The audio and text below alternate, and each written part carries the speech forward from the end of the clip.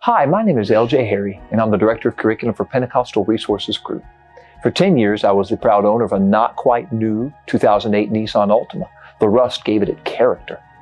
Over 9 years into owning that car, I found a feature I didn't know about. I'd pressed the unlock button on the key fob a little too long and the front windows rolled down. I was like, whoa, easy there, Nissan. I didn't know my car did that.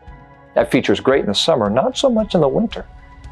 Many of you have been driving God's Word for Life for a while now, and you know about most of its features. Every model comes right off the showroom floor with a lesson connection, a story at the beginning to capture and keep your audience's attention. Then the Bible lesson takes 1,800 words or less to share with a Bible story or passage meant to the people who first heard it. And right there in the glove compartment, we've got 5 discussion questions to turn your small group or large group from lecture to interaction, which gives you a chance to ask your group questions and them a chance to ask you questions, if you dare. And then every lesson wraps up with internalizing the message, where we ask ourselves why this even matters to us. How do we apply this segment of God's Word to our life? And you can follow along in the daily devotional guide to give some of those interesting Hebrew and Greek language words, as well as some Hebrew and Greek customs from the Old and New Testaments that surround the text you're teaching. But there's another feature you might not know about. Did you know God's Word for Life has a podcast? I know I leaped for joy when I heard about it too. It's called, are you ready for this? God's Word for Life. Aptly named.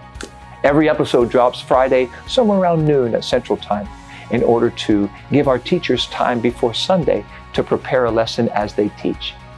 The podcast is a great tool for you to point your students to if somebody missed your group that week. Maybe they were at a taxidermy convention and they couldn't get back in time.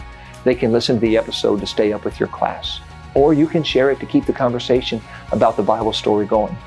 It's also a great resource for people curious about your class or your group. You can point them to the podcast so they can hear some of the stories you've been studying and get a taste of what it would feel like to be a part of your class or your small group. So whenever you get a chance, try that key fob trick on your car just to see if it rolls the windows down. But for sure, find God's Word for Life on Apple, Spotify, Google, and other podcast platforms. And join me, LJ Harry, on the God's Word for Life podcast as together we learn and live out God's Word for Life.